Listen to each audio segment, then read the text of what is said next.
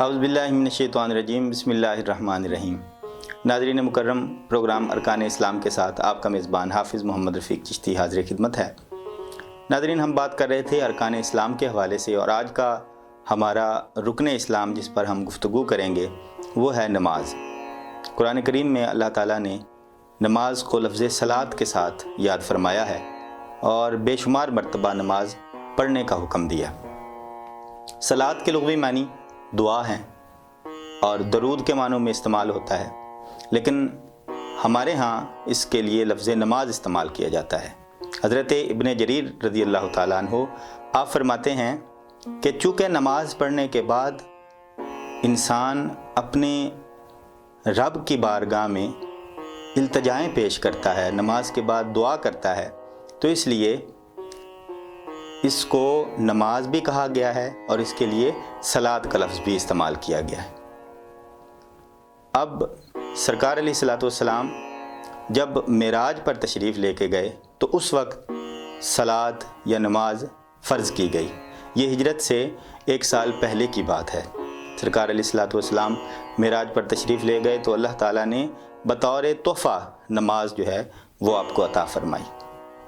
پھر سرکار علیہ الصلوۃ والسلام نے ارشاد فرمایا، سلو کما رأیتمونی یصلی، کہ نماز پڑھو کما رأیتمونی، جس طرح کہ تم مجھے دیکھتے ہو، اصلی، نماز پڑھتے ہوئے، یعنی جس طرح سے سرکار علیہ الصلوۃ والسلام نے جن قواعد، جن اصولوں کے ساتھ، جن شرائط کے ساتھ سرکار علیہ الصلوۃ والسلام نے نماز کو ادا فرمایا، وہی قاعدے بن گئے، وہی اصول بن گئے اور وہی ضوابط بن گئے۔ قرآن پاک میں لفظ صلاۃ سے صرف نماز تو مراد لی گئی ہے، نماز کا حکم تو دیا گیا ہے، لیکن اس کی کیا تفصیل ہے، کیا تشریح ہے، کیا توضیح ہے، اس حوالے سے ہمیں حدیث نبوی صلی اللہ علیہ وآلہ وسلم اور آپ کی سنتوں کی طرف رجوع کرنا پڑے گا۔ تو شریعت میں مخصوص افعال کو مخصوص وقتوں میں مخصوص شرائط کے ساتھ ادا کرنے کو نماز کہتے ہیں۔ اب وہ مخصوص شرائط کیا ہیں؟ تو کچھ بیرونی شرائط ہیں اور کچھ اندرونی شرائط ہیں۔ بیرونی اور اندرونی سے مراد نماز سے پہلے کچھ چیزیں ضروری ہیں کہ جن کا خیال رکھا جائے، جن کے بغیر نماز نامکمل ہوتی ہے، اور کچھ چیزیں ہیں جو نماز کے اندر جن چیزوں کا خیال رکھا جاتا ہے۔ ان میں پہلی چیز جو نماز سے پہلے ہمیں اس چیز کا ادراک ہونا چاہیے، ہمیں اس چیز پر تیقن ہونا چاہیے، اور وہ ہے طہارت، یعنی آپ کا جسم اور آپ کے کپڑے جو آپ نے پہن رکھے ہیں وہ پاک ہونے چاہیے۔ یہ پہلی شرط نماز کی ہے، یعنی نماز سے پہلے طہارت کا ہونا انتہائی ضروری ہے۔ اس کے بعد دوسری شرط جگہ کا پاک ہونا۔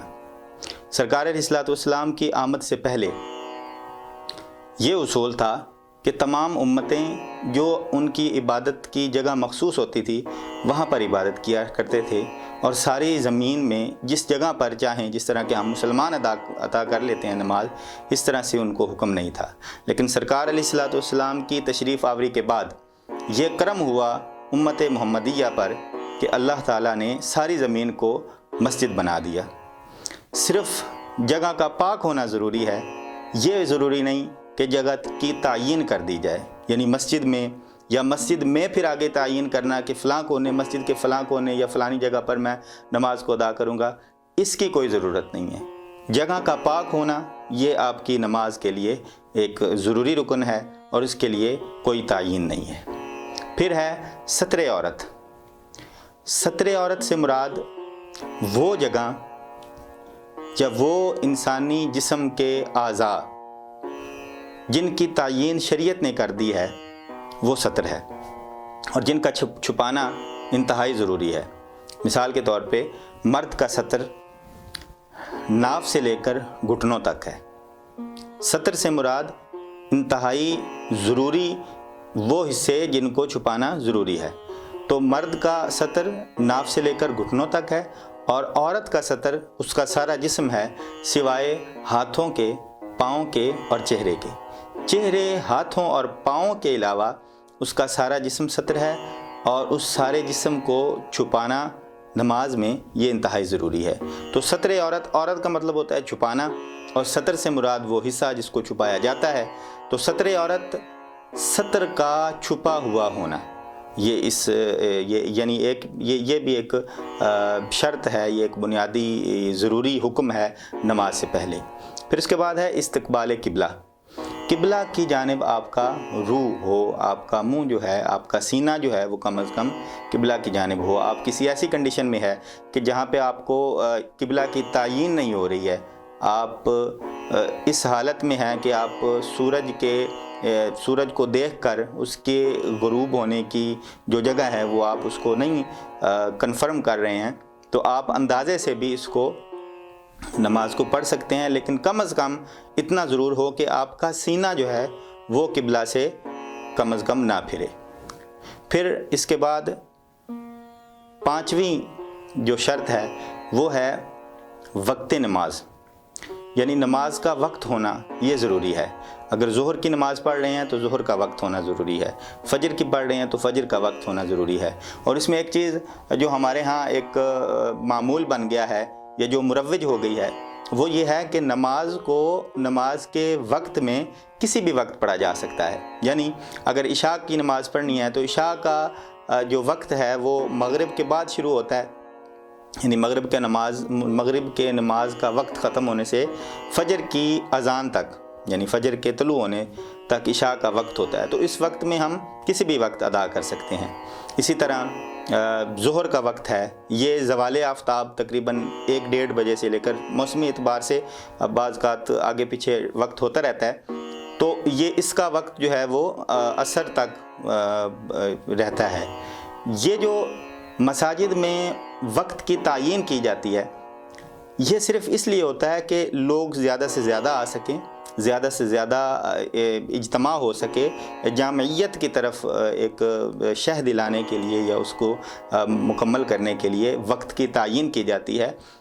اس میں وقت کا کوئی تعین نہیں ہے، آپ کسی بھی وقت جو ہے نماز کو ادا کر سکتے ہیں، بشرطے کہ وہ وقت جس نماز میں آپ جس وقت میں آپ وہ نماز پڑھنا چاہ رہے ہیں وہ وقت ہو۔ تو وقت نماز یہ ایک ضروری شرط ہے، اس کے بغیر جو ہے وہ نماز آپ کی نہیں ہوگی۔ اس کے بعد آخری جو شرط ہے وہ ہے نیت، یعنی نماز پڑھتے وقت آپ کی نیت ہو کہ میں ظہر کی نماز پڑھ رہا ہوں اور اللہ تعالیٰ کے لیے پڑھ رہا ہوں، اور یعنی اللہ تعالیٰ کے حضور پیش ہونے لگا ہوں اس نماز کے لیے۔ نیت کا زبان سے کہہ دینا یہ صرف مستحب ہے، دل کے ارادے کا نام نیت ہے۔ زبانی اعتبار سے آپ عربی میں، فارسی میں، اردو میں، پنجابی میں، کسی بھی زبان میں آپ نیت کریں گے تو اس نیت کا کوئی حکم نہیں ہے یا کوئی ضروری نہیں ہے۔ آپ نے اگر دل سے نیت کر لی ہے تو آپ کی نماز ہو جائے گی، اور یہی نیت ہے کہ آپ کا صرف دل کا ارادہ ہو کہ میں جو ہے فلاں وقت کی نماز پڑھنے جا رہا ہوں۔ اس کے بعد کچھ داخلی شرائط ہیں۔ اب داخلی شرائط سے مراد جو نماز میں جن چیزوں کا خیال رکھا جاتا ہے ان میں سب سے پہلے ہے تکبیر تحریمہ۔ تکبیر تحریمہ سے مراد تکبیر اولیٰ جسے کہتے ہیں، یعنی نماز شروع کرنے سے پہلے ہم ہاتھوں کو اٹھا کر اللہ اکبر جو کہتے ہیں تو اس کو تکبیر تحریمہ کہتے ہیں۔ اس سے نماز کا آغاز ہوتا ہے اور اس کے بغیر نماز نہیں ہوگی۔ نماز کی جو دوسری داخلی شرط ہے وہ ہے قیام۔ قیام کے بغیر جو ہے وہ نماز نہیں ہو سکتی۔ آپ کے فرائض، سنتوں، واجبات میں قیام جو ہے یہ انتہائی ضروری ہے۔ ہاں، نوافل میں اس چیز کی چھوٹ دی گئی ہے کہ نوافل جو ہے وہ بیٹھ کے بھی ادا کیے جا سکتے ہیں، نوافل میں قیام شرط نہیں ہے، لیکن فرائض، سنتوں اور واجبات میں قیام جو ہے وہ فرض ہے، بلا عذر آپ بالکل بھی نہیں بیٹھ سکتے۔ اس کے بعد قرات سے مراد مطلق قرات، اب اگر آپ ایک آیت بھی پڑھ لیتے ہیں تو اس کی جو ہے وہ آپ کی نماز ہو جائے گی، لیکن ہمارے ہاں احناف میں یہ ہے کہ سورۃ الفاتحہ پہلے پڑھی جاتی ہے، وہ واجب اس سے مراد لی جاتی ہے، اور اس کے بعد 3 کم از کم کسی بھی سورت کی جو رکعات ہیں، آیات ہیں، ان کو پڑھا جاتا ہے تاکہ یہ قرات کا جو مکمل ایک باب ہے اس کو مکمل کیا جائے۔ پھر اس کے بعد رکوع ہیں، رکوع کے بعد سجود ہیں، یعنی ہر رکعت میں ایک سجدہ، ہر رکعت میں ایک رکوع اور ہر رکعت میں 2 سجدے، یہ ایک بنیادی فرض ہے، اس کے بغیر نماز جو ہے وہ مکمل نہیں ہوتی ہے۔ اس کے بعد قعدہ اخیرہ، قعدہ اخیرہ یہ بھی ایک بنیادی شرط ہے جس کے بغیر نماز مکمل نہیں ہوگی۔ یعنی آپ جتنی بھی رکعت پڑھ لیں گے، اگر آپ نے 2 رکعت پڑھی ہیں، 4 رکعت پڑھی ہیں، تو ہر صورت میں آپ کو قعدہ اخیرہ کرنا پڑے گا۔ قعدہ اخیرہ یعنی جس کے بعد ہم سلام پھیرتے ہیں، اس کا ہونا انتہائی ضروری ہے۔ اور اس کے بعد آخری جو شرط ہے، 7 جو اندرونی شرائط ہیں، اس میں سے آخری شرط جو ہے وہ سلام ہے۔ اور سلام کے لیے شریعت کی اصطلاح میں خروج بسنعہ کا لفظ استعمال کیا جاتا ہے۔ خروج بسنعہ سے مراد اپنے ارادے سے نماز سے باہر آنا۔ آپ دعائیں کریں، التجائیں کریں، ربی جعلنی اکثر و بیشتر پڑھی جاتی ہے۔ اس کے علاوہ آپ قرآنی جو آیات ہیں، قرآنی دعائیں جو ہیں، جو انبیاء کی دعائیں ہیں، مختلف حوالوں سے جو اللہ تعالیٰ نے ذکر کی ہیں، تو مختلف دعائیں جو ہیں وہ آپ پڑھ سکتے ہیں۔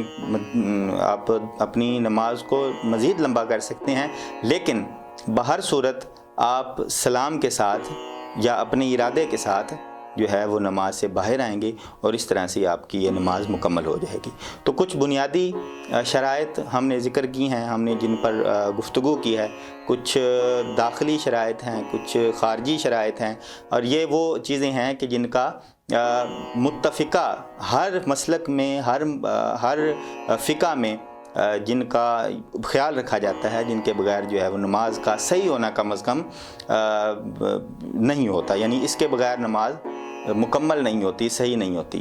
اور ہم دعا کرتے ہیں اللہ تبارک و تعالی ہمیں ان شرائط کے ساتھ، ان شرائط کو ملحوظ خاطر رکھتے ہوئے اپنی بارگاہ میں حاضر ہونے کی توفیق عطا فرمائے۔ وما علینا الا البلاغ۔